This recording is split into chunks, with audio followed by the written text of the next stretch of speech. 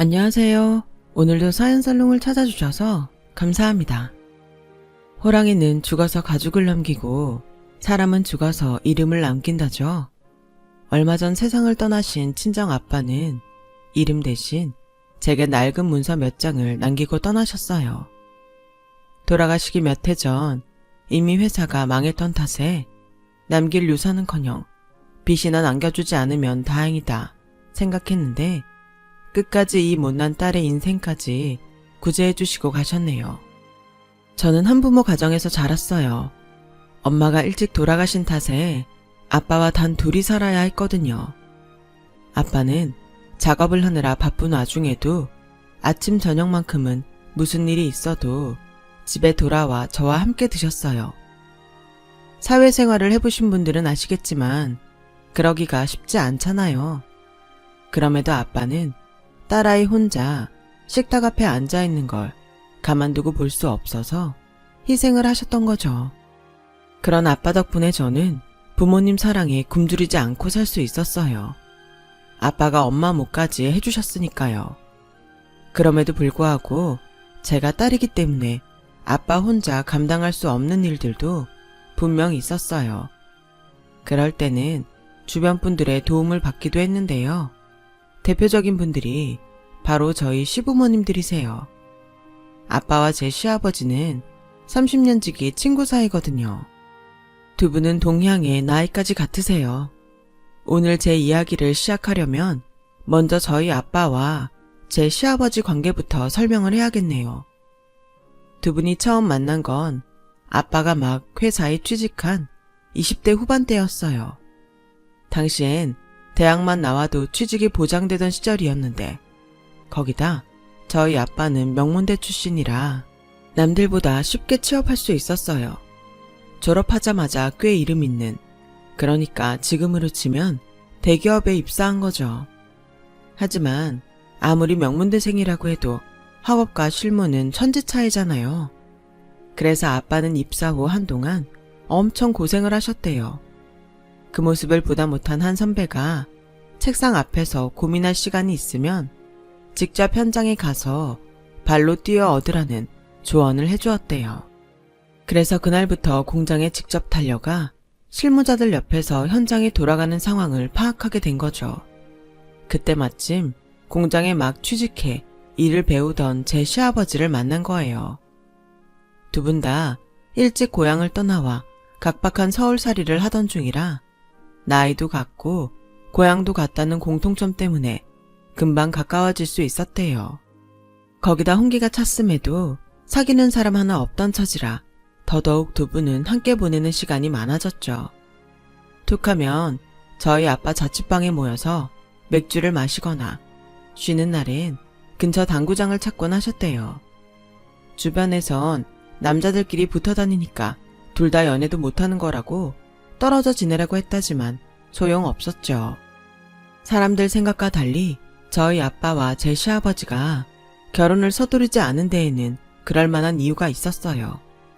저희 아빠는 자기 사업을 할 생각을 가지고 있어서 일적으로 어느 정도 자리를 잡은 후에 결혼하겠다 마음 먹은 상태였고, 제 시아버지는 가난 때문에 결혼을 할 처지가 못 됐던 거였어요.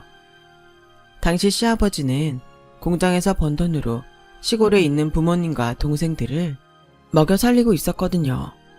당장 그 수입이 끊기면 온 가족이 굶어 죽을 판인데 무슨 결혼 생각을 할 수 있었겠어요. 그러니 꿈도 안 꿀 수밖에요. 거기다 설상가상으로 시골 아버님이 다치시는 바람에 병원비를 대느라 그나마 있던 월세방 보증금까지 털어서 시골집에 보내는 바람에 한동안 공장 사무실에서 숙식을 할 수밖에 없었대요. 아빠는 그 사실을 알고는 시아버지를 아빠 자취방으로 데려와 한동안 두 분이 함께 살았다고 하더군요. 한 집에서 한 입을 덮고 살다 보니 두 분의 우정은 더욱 돈독해졌고, 독자였던 저희 아빠는 제 시아버지를 친형제처럼 생각하게 되었대요. 나중에 어떤 일이 벌어질지 꿈에도 모른 채 말이죠. 그렇게 한 집에서 동고동락하던 두 분은 저희 아빠가 결혼을 하면서 헤어지게 되었어요. 입사 후 몇 년이 지나 꿈에 그리던 창업을 하게 된 아빠는 일찌감치 특허를 내놓은 기술이 몇 개 있어서 구멍가게 수준의 신생회사임에도 거래처를 확보할 수 있었고 운도 따라서 금세 자리를 잡을 수 있었어요. 회사가 안정이 되고 나니 결혼하라는 집안의 압박이 거세졌다더군요. 저희 친가에서 정해준 분과 선을 보게 되었어요. 그렇게 저희 부모님은 만나게 되었죠. 아빠는 당시 중학교 음악선생이던 엄마를 보고는 한눈에 반해 선본 지 일주일 만에 청혼을 했대요. 시간을 끌었다간 혹여 다른 사람한테 엄마를 뺏길까봐 조바심이 났다나요? 아빠는 엄마의 청혼에 놀라긴 했지만 역시나 홍기가 차서 주변의 눈총을 받던 터라 어떻게 할까 고민했대요. 일륜지 대사인 결혼을 함부로 결정할 수는 없었으니 더더욱 그랬겠죠. 아빠가 싫지는 않았지만 그렇다고 첫눈에 반한 것 또한 아니었거든요. 그런 엄마한테 아빠는 뚝심 있게 밀어붙였고 그런 아빠의 태도에 결국 엄마도 두 손 두 발 닫은 거죠. 그렇게 저희 부모님이 결혼을 하고 이듬해 시아버지도 결혼을 하셨어요. 신혼집 차릴 돈이 없어서 결혼을 미루려는 걸 저희 아빠가 월세방 보증금을 만들어주셔서 다행히 신접살림을 차릴 수 있었어요. 그때부터는 아빠와 저희 시아버지뿐만 아니라 엄마와 저희 시어머니도 친구처럼 가깝게 지내셨어요. 결혼은 저희 부모님이 먼저 했지만 출산은 저희 시부모님이 먼저였어요. 남편과 저는 1년 차이로 어릴 때는 거의 공동육아에 가까울 정도로 먹고 자고 싸며 함께 자랐답니다. 하지만 제가 유치원에 들어가기도 전에 엄마가 교통사고로 세상을 떠나셨고 이후로는 전보다는 소원한 관계가 돼버렸어요. 여자들끼리 모여 함께 육아할 때보다는 아무래도 거리감이 생겼거든요. 비록 집안끼리는 전보다 왕래가 덜했지만 그래도 아빠와 시아버지는 여전히 돈독한 관계를 이어가셨어요. 시아버지가 다니던 공장을 그만두고 독립을 했을 때도 아빠가 회사 하청업체까지 시아버지 공장으로 바꿔줄 정도로 챙기셨거든요. 덕분에 시댁 살림도 피기 시작했고 몇 년 뒤 집을 사서 지금의 집으로 이사를 하게 되었어요. 여기까지가 아빠와 시아버지 그리고 저의 성장 스토리예요. 이때까지만 해도 아빠와 시아버지는 서로 서든지간이 될 줄은 꿈에도 모르셨을 거예요. 저랑 제 남편도 그랬으니까요. 초등학생 때까지는 그래도 가족끼리 종종 만나 여름 휴가도 같이 가고 모여서 밥도 먹고 그랬지만 사춘기가 되고부터는 서로 어색해서 만나도 대면대면 굴었거든요. 그렇다 보니 점점 가족끼리 만나는 자리도 차츰 줄어들었고 아빠들끼리만 밖에서 만나곤 하셨어요. 그러다 남편과 재회를 하게 된 건 입사 2년 차 때 사수와 신입 교육을 맡게 되면서였어요. 명단에 적힌 이름을 보는데 그 중에 낯익은 이름이 있더라고요. 그리 독특한 이름이 아니라서 동명이인일 거라 생각했는데 막상 얼굴을 보니 남편이 맞더라고요. 남편은 저를 보자 반가움과 묘한 감정이 교차하는 듯 했어요. 나중에 그러는데 원서를 넣은 곳 중 2군데에 붙었는데 일부러 제가 있는 회사로 들어왔다더군요. 저보다 연차가 낮은 건 알지만 그래도 한 공간에 있고 싶었대요. 오래전부터 저를 짝사랑했지만 워낙 사는 형편이 차이가 나서 고백은 꿈도 못 꾸고 있었다네요. 그러다 직장이라도 같이 다니면 제가 자기를 쳐다봐주지 않을까 고민 끝에 내린 결정이었죠. 그리고 남편의 그 결정은 적중했어요. 남편이 같은 회사에 입사하고부터 저도 자꾸 신경이 쓰였으니까요. 눈에서 멀어지면 마음에서 멀어진다고. 하지만 반대로 자꾸 눈에 들어오니 마음도 가까워지게 되더라고요. 게다가 남편이 저희 부서로 발령받는 바람에 일적으로도 자주 엮이면서 많이 가까워지게 되었어요. 처음엔 일적으로 지내다가 의도적인 남편의 접근으로 이성적으로도 가까워지게 되었죠. 남편은 회사에서 제가 동료들과 나누는 대화를 통해 무슨 영화를 보고 싶어 하는지, 요즘 최대 관심사는 뭔지 등을 캐치했고 그에 맞는 상황을 만들어 제게 접근했어요. 물론 당시엔 이런 사실들을 몰랐었죠. 그저 남편이 저와 성향이 비슷한 줄로만 알았을 뿐이에요. 지금 생각해보면 남편은 참 주도 면밀한 사람인 것 같아요. 자신이 원하는 걸 손에 넣기 위해 계획하고 오랜 시간 버틸 줄 아는 걸 보면 말이죠. 그리고 그건 시아버지를 닮은 것 같더군요. 물론 나중에서야 알게 된 거지만요. 한 직장에서 같은 프로젝트를 맡아 진행하면서 전후에도 사랑도 싹튼 우리는 재회한 지 1년도 안 돼 연애를 시작했어요. 그런데 막상 부모님들께 말씀드리려니 고민이 되더라고요. 사귀다 결혼까지 가면 다행이지만 혹시라도 중간에 헤어지게 되면 아빠들 사이도 서먹해지지 않을까 걱정이 되었거든요. 그래서 결혼까지 가게 되면 그때 부모님들께 말씀드리기로 하고 일단 연애를 시작했어요. 서로의 어린 시절부터 집안 사정까지 속속들이 아는 사이라 어떤 면에선 자연스럽고 편했어요. 하지만 상대를 너무 잘 안다는 게 때로는 불편하기도 하더라고요.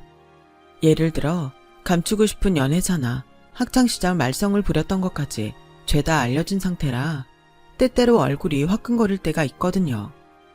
영화에서처럼 기억을 지우는 펜이라도 있다면 좋을 텐데 말이죠. 그래서 서로의 과거에 대해서 묻지 않기로 룰을 정했어요. 창피한 기억은 서로 잊어주기로요. 그렇다고 있었던 일이 없던 일이 되는 건 아니었지만요. 아무튼 직장에서도 집에서도 우리의 연애 사실을 아는 사람은 아무도 없었어요. 그렇게 비밀 연애를 2년 동안 지속하던 우리는 어차피 할 결혼이면 빨리 해서 남들보다 일찍 자리를 잡자 생각하곤 부모님들께 교제 사실을 말씀드렸어요. 시댁에서는 쌍수 들고 환영이었고 저희 아빠는 뜨뜻미지근한 반응을 보이셨어요. 아빠, 반응이 왜 그래? 상준씨 마음에 안 들어서 그래? 아니, 그게 아니라 너무 잘하는 사이에 사돈을 맺는 게 좋은 건지 잘 모르겠어서 말이야. 상준이야, 사람 됨됨이도 괜찮고 능력도 있고 생활력도 있는 녀석이라 사윗감으로 최고지. 어쩌면 그때 이미 아빠는 제게 닥칠 불행을 감지하셨는지도 몰라요. 누구보다도 저희 시댁 어른들에 대해 잘 아는 분이 바로 아빠였으니까요. 결혼 얘기가 나오자마자 시댁에선 당장 상견례 날짜를 잡자고 연락을 해왔어요. 특히 아버님이 좋아하셨죠. 이야, 우리의 40년 우정이 이젠 사돈으로 끝을 맺는구만. 사돈, 딸 걱정은 하지 말게나. 내가 딸처럼 아끼고 보살필 테니 자네도 내 아들 잘 좀 부탁하네. 시아버지는 세상을 다 얻은 사람처럼 그렇게 기뻐할 수가 없었어요. 아빠는 그런 친구한테 도저히 결혼이 탐탁치 않다는 말을 꺼낼 수가 없었죠. 그날 아빠의 표정이 하도 안 좋아서 그게 내심 마음에 걸리더라고요. 그래서 오랜만에 아빠랑 외식을 하며 기분을 풀어드리려고 아빠 회사로 찾아갔어요. 그런데 아빠 회사는 온데간데 없고 그 일대에 아파트 단지가 들어서 있지 뭐예요. 막바지 공사가 한창인 아파트 입구엔 공사 일자가 적혀 있었어요. 4년 전부터 공사가 진행됐더라고요. 공사장 인부를 붙잡고 전에 여기 있던 회사는 어떻게 됐냐고 물었더니 망해서 부지를 팔고 나갔다는 거예요. 그러니까 아빠 회사는 제가 취직하던 해 이미 문을 닫은 상태였단 얘기였죠. 그럼 그동안 아빠는 어디서 무엇하고 계셨던 걸까요? 매달 생활비라고 주셨던 돈은 어디서 만드셨던 걸까요? 모든 게 뒤죽박죽 돼버려서 도무지 생각을 할 수가 없었어요. 딸이라는 게 연애하는 데 빠져선 아빠가 어떤 상황에 처해 있는지도 모르고 살았다는 게 그렇게 죄송할 수가 없었어요. 평생 아빠 그늘에서 편하게 살았던 제가 너무 한심하고 화가 났어요. 그래서 아빠한테 전화를 했더니 우리 딸 무슨 일이야? 아빠, 회사지. 어디긴 어디야. 왜? 퇴근길에 뭐 사다 줘? 아빠는 일부러 밝은 목소리로 아무 일 없는 듯 거짓말을 하시더군요. 그래서 차마 오늘 본 얘기는 못하고 오늘 일찍 들어오시라고 고등어 사다 맛있게 구워 놓을 테니 저녁 드시지 말고 바로 오시라고 말하곤 끊었어요. 그리곤 버스 정류장까지 걸어가는 내내 길거리에서 펑펑 울었어요. 그러다 내가 이러면 아빠가 더 힘드실 거란 생각에 눈물을 닦고 마트에 들러 아빠가 좋아하시는 고등어를 한 손 샀어요. 집에 도착한 저는 그릴에 고등어를 굽고 된장찌개를 끓여서 저녁상을 준비했어요. 그리고 아무 일 없는 것처럼 밝은 얼굴로 퇴근하는 아빠를 맞았죠. 늘 그래왔듯 아빠의 양복 상의를 받아들곤 옷장에 넣었고 오늘도 수고 많으셨다 말씀드리곤 어깨를 주물러 드렸어요. 오랜 시간 가장의 무게를 이 어깨에 지고 살아오신 아빠가 새삼 대단하고 가엾게 느껴지더군요. 유일한 가족인 딸한테까지 그동안 말도 못하고 혼자 속으로 앓으셨을 아빠를 생각하니 눈시울이 젖었어요. 그래서 얼른 눈물을 훔치고 나와 저녁상을 차렸어요. 그렇게 아빠와 저녁 식사를 마친 저는 오늘 회사에 갔던 일을 말씀드렸어요. 그랬더니 아빠가 당황하시더군요. 이미 김 전무님과 통화해서 대략적인 상황은 알고 있다고 말씀드렸더니 그제야 붉어진 눈시울을 감추려 허공을 응시하시더니 이내 제 손을 꼭 잡으시더군요. 미안하다. 아빠가 내 결혼만큼은 남부럽지 않게 치러주고 싶었는데 결국 이렇게 됐구나. 그래도 네 아빠 이렇게 안 죽는다. 조금만 기다리면 상황이 나아질 테니 그때까지 조금만 버텨다오. 우리 유미 아빠 믿지? 이미 환갑이 넘은 연세에 제 길을 노리는 아빠가 안쓰러워서 알겠다고 고개를 끄덕였어요. 하지만 어떻게 나아질 수 있겠어요. 낮에 통화한 전무님이 그러셨거든요. 수십 년 피땀 흘려 세운 회사가 넘어갔는데 사장님은 전 재산 다 털어 직원들 월급이랑 퇴직금 챙겨주셨어. 그래놓고 정작 당신은 집도 전세로 돌려서 살고 계시니 참. 그리고 알고 있나 모르겠는데 사장님 요즘 세차장에서 일하신다. 퇴직한 전 직원이 일하는 세차장인데 거기서 일당 받고 일하신다더라. 나도 얼마 전에야 소식 듣고 알았어. 퇴사할 때 전 직원 퇴직금 정산까지 문제없이 해결해 주시길래 그래도 어느 정도는 여유는 있으신 줄 알았는데 본인 전 재산 다 털어서 해주신 건지 누가 알았겠니. 이런 상황에 제기라니요. 턱도 없죠. 그런데도 아빠는 희망을 잃지 않는 모습이었어요. 얼마 뒤 상견례를 하게 되었어요. 시댁 식구들은 마치 축제에 온 것처럼 들떠 보였어요. 저와 아빠는 밥 빌리러 온 흥부처럼 그들의 눈치만 볼 뿐이었죠. 한창 분위기가 무르익자 시아버지는 신혼집 얘기를 꺼내셨어요. 사돈, 신혼집은 어떻게 하는 게 좋을까?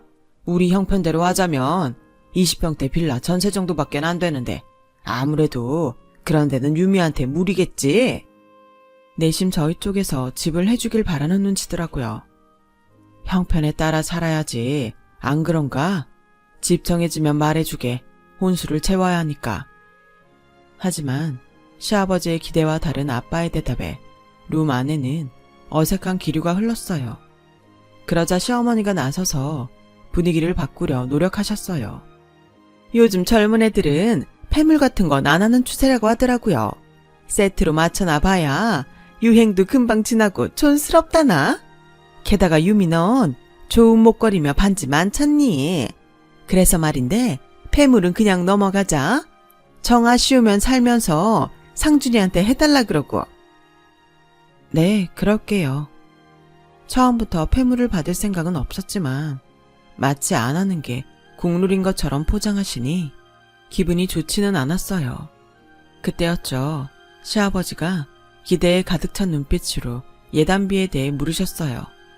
어차피 일부는 되돌려 보내야 하는 돈이니까 애초에 딱 받을 만큼만 보내는 게 어떨까 하네. 자네 생각은 어떤가? 폐물도 건너뛰고 약소하게 하는 결혼인데 예단비가 필요한가 싶네만. 어차피 자네나 나나 집안 식구도 별로 없으니 친인척 인사는 각자 하는 걸로 하면 어떨까 하네. 그러자 큰일이라도 난 것처럼 호들갑을 떨며 시어머니가 말했어요.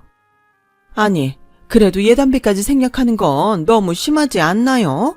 폐물이야. 어차피 안 쓸 거니까 그런다 치지만 예단비는 다르죠. 있는 사람이 더하다더니 너무하시네요. 그렇잖아요. 솔직히 자식이 둘만 돼도 이런 말 안 해요. 하나밖에 없는 자식 장가 보내는데 예단비도 못 받고 하는 게 어딨어요. 집 문제만 해도 그래요. 저희 형편 뻔히 아시면서 이럴 때 그쪽에서 아파트 한 채 주시면 좀 좋아요. 어차피 나중에 유미한테 물려줄 재산이잖아요. 그런데 꼭 이렇게 야박하게 구실 일이냐고요. 정말 서운하네요. 시어머니 못지않게 시아버지도 많이 서운한 표정이었어요. 그러자 아빠가 낮은 한숨을 쉬시곤 말씀을 이어가셨죠. 실은 몇 년 전에 회사 문 닫았습니다. 자네한테는 진작 얘기 못한 건 미안하네. 자네한테 부담 줄까봐 일부러 숨기고 있었네. 회사 정리하면서 그간 일해온 직원들 월급이랑 퇴직금 정산해주고 나니 수중에 남은 돈이 없네.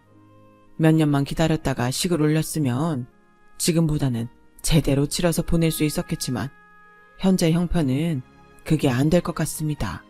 죄송합니다. 회사를 접었다는 말에 시댁 식구들은 하늘이 무너진 것처럼 낙담했어요. 아니, 자네는 그런 일이 있었으면 진작 나한테 말을 할 일이지? 이렇게 폭탄 선언을 하는 게 말이 되나? 그리고 내가 무슨 부담을 느낀다고? 아무래도 자네하고는 그 문제도 있고 하니까 내 딴엔 그렇게 생각했지. 그땐 그 말이 무슨 소린지 몰랐는데 알고 보니 돈 문제더라고요. 10여 년 전쯤인가 시아버지가 사고를 치시는 바람에 한때 시댁이 휘청했던 적이 있었어요. 한때 시아버지는 공장 일이 잘 안 되자 도박에 빠져 사셨던 적이 있었는데 그 바람에 저희 아빠 회사 납품 기일을 못 맞춰서 손실을 끼친 적이 있었거든요. 그 바람에 저희 아빠 회사에서는 시아버지 공장과 거래를 끊어야 한다는 얘기가 나왔고 아무리 사장이라지만 아빠가 더는 친구 회사를 감싸줄 수가 없게 된 거예요. 손해 입은 부분은 저희 아빠가 수습을 하는 대신 거래를 끊게 된 거였죠. 그런데 여기까지는 겉으로 드러난 상황이었고 이면에는 다른 문제도 있었어요. 바로 돈이었죠. 거래도 끊긴 데다 시아버지가 도박으로 날린 돈 때문에 공장이 넘어가게 된 거였죠. 그래서 집을 팔아 공장을 잡아야 할 판이었어요. 그때 아빠가 이자 없이 수억을 빌려주셨고 시아버지는 각서와 담보라며 집 문서를 내주셨어요. 아무리 친구 사이라지만 돈 문제는 확실히 해야 한다면서요. 각서에는 10년 안에 이 돈을 못 갚으면 집을 내주겠다고 명시해 두었더라고요. 그러니 아빠 입장에선 당신 사업이 망해 생활이 어렵다는 걸 친구가 알게 되면 그 돈을 갚아야 한다는 부담감이 생기지 않을까 해서 일부러 회사 문 닫은 얘기를 안 하신 거죠. 그런데 그날 보니 시아버지는 그 일을 까맣게 잊고 있었던 것 같았어요. 애초에 돈을 갚을 생각이 없었던 사람처럼 말이죠. 그래서 그날 상견례가 끝난 뒤 아빠가 제 시아버지랑 두 분이서 따로 술을 마시며 그 얘기를 했더니 그제야 생각난 듯 눈을 동그랗게 뜨고는 놀라더래요.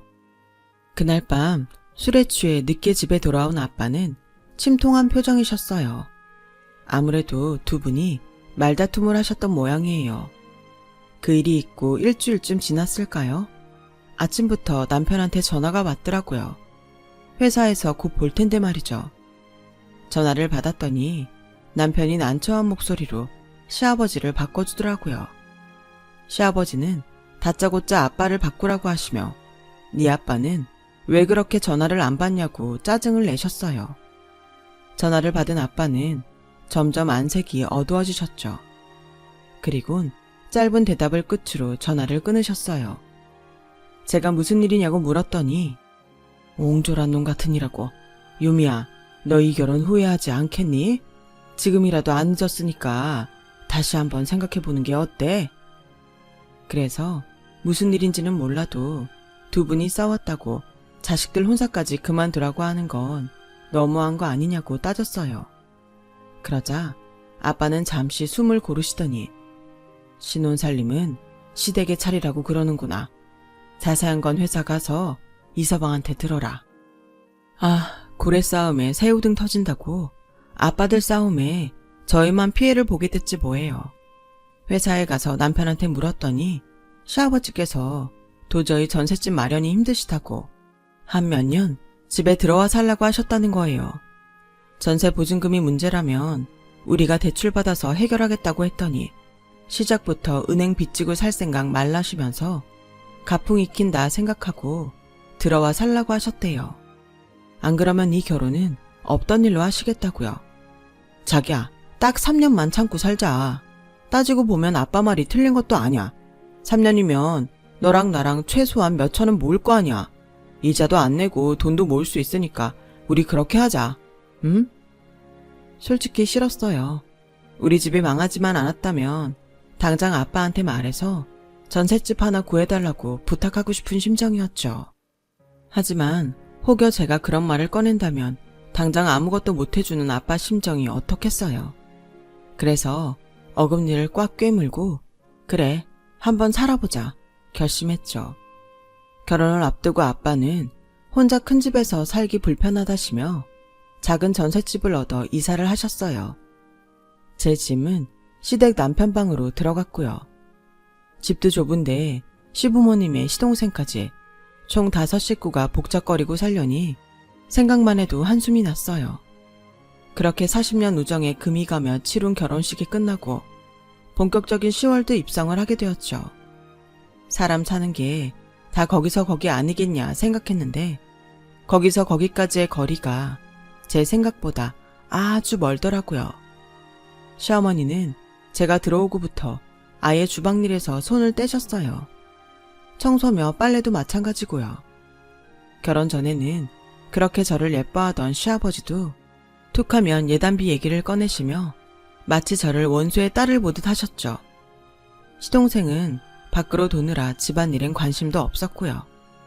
처음엔 제 기분을 맞춰주려고 무지 애를 쓰던 남편도 시간이 지나자 마치 나와 방만셔에 사는 룸메이트처럼 제 일에 무관심했어요. 이런 게 결혼 생활인 줄 알았다면 절대로 하지 않았을 텐데 후회하며 하루하루 버텨나가고 있었죠. 그러던 어느 날이었어요. 회사 사람들이랑 점심을 먹고 오는데 아빠한테 전화가 왔더라고요. 신 사장님 따님 휴대폰이죠. 전 세차장 사장인데요. 신 사장님이 방금 쓰러지셨어요. 뙤약볕에 장시간 세차 일을 하시다 탈진하셨는데 숨을 쉬지 않는다며 당장 병원으로 와달라고 하더군요. 급하게 병원으로 달려가 보니 이미 아빠는 세상을 떠나셨더라고요. 장난인 줄 알았어요. 주말에 제가 집에 갔을 때만 해도 멀쩡하던 분이 죽었다뇨.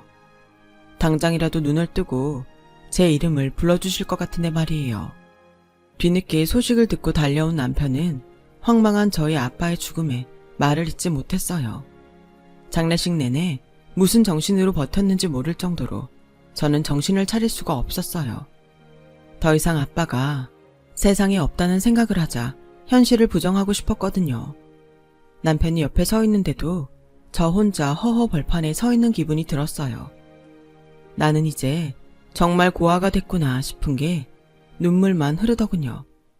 그런데 그런 제 눈물을 단번에 씻어준 사람이 있었어요. 바로 시아버지였죠. 시아버지는 장례가 끝나자마자 저희 친정에 찾아와 조의금 박스부터 찾으셨어요. 그리곤 100만 원씩 다발로 묶여있는 돈 중 10다발을 종이봉투에 넣으시곤 이건 니들 결혼할 때 못 받은 예단비라고 생각해라. 아무리 생각해도 예단비 못 받은 게 자꾸 마음에 걸려서 안 되겠더라. 네 아빠 그렇게 보내고 경황 없을 테니 한동안 여기서 지내도록 해라. 안 사람한테는 내가 말해두마. 아버님, 지금 뭘 하시는 거예요? 저희 아빠랑 40년 지기 친구 아니세요? 그런데 어떻게 친구 죽자마자 조이금부터 가로챌 생각을 하세요? 장례식에 빈손으로 오신 건 가족이니 그런가 보다 넘길 수 있어요. 하지만 조이금까지 손대실 줄은 정말 몰랐네요. 그깟 예단비가 친구보다 더 중요한가요? 그런 거냐고요. 나라고 이러고 싶어 이러냐? 애초에 예단비 안 주고 입 닦은 건 네 아빠 아니냐? 나 나쁜 사람 만들지 마라. 나쁜 건 네 아빠니까. 아무리 친구 사이래도 돈 관계는 확실해야 하는 거 아니냐? 순간 결혼 전에 아빠가 화가 잔뜩 나서 돌아오셔선 제게 하셨던 말이 불현듯 떠올랐어요. 10몇 년 전 아버님이 써준 각서와 집 계약서 얘기였죠. 아, 아버님이 그렇게 돈 관계가 철저한 분인 줄은 몰랐네요. 네, 그럼 이참에 아버님식으로 우리 계산 좀 해볼까요? 정확히 12년 전에 아버님이 집담보로 저희 아빠한테 빌려가신 3억 5천만 원. 기억하시죠? 10년 안에 그 돈 못 갚으면 집이라도 대신 주겠다고 계약서까지 가져오셨죠. 근데 올해로 딱 12년 됐네요. 아니, 네가 그걸 어떻게 알아? 네 애비가 너한테 그 돈 꼭 받으라고 그러디? 내가 돈 떼어먹을까봐? 그리고 그 당사자가 죽은 마당에 이제와 그딴 각서가 무슨 소용이냐? 난 그 돈 못 준다. 받고 싶으면 죽은 네 아빠 데려와. 왜 이러세요? 부모가 죽으면 재산도 채무도 자식이 물려받는 거 모르세요? 전 아빠 재산 포기할 생각 없어요. 그러니까 오늘까지 제 앞에 3억 5천 가져오시던가 아니면 집 비워주세요. 합의는 없습니다. 아, 그리고 아드님한테도 전해주세요. 난 너같이 무능한 룸메이트 필요 없으니까 당장 이혼하자고요. 다 들으셨으면 제 집에서 나가주세요. 그제야 시아버지는 이 싸움에서 자신이 얼마나 불리한 상황인지 눈치를 챘는지 저를 붙잡고 싹싹 빌기 시작했어요. 하지만 이미 바닥까지 다 본 상황에 이깟 사과가 무슨 소용이래요? 이래서 검은 머리 짐승은 돌보는 게 아니라고 했나 보네요. 그동안 저희 아빠가 아버님한테 얼마나 잘해주셨는데 그깟 돈 몇 푼에 인간이기를 포기하세요? 전요, 저희 아빠처럼 마음이 넓은 사람이 아니라서 아버님 같은 사람 근처에 두고 싶지도 않네요. 그러니까 더는 안 보고 살았으면 좋겠습니다. 당장 나가세요. 그날 이후 저는 남편과 이혼을 했고 소송을 통해 시댁 식구들이 살고 있는 집도 뺏었어요. 거기다 결혼 파탄에 이르게 한 시아버지와 그런 상황에도 늘 수수방관했던 남편을 상대로 정신적 피해 보상과 그에 따른 위자료를 청구했어요. 하루가 멀다 하고 회사와 저희 집으로 찾아와 소송을 벌이던 시댁 식구들은 접근금지 명령을 받았죠. 그런 사실이 회사에 알려지자 남편은 부서 이동을 신청했고 남편의 발행과 달리 회사는 남편을 지방 계열사로 보내버렸어요.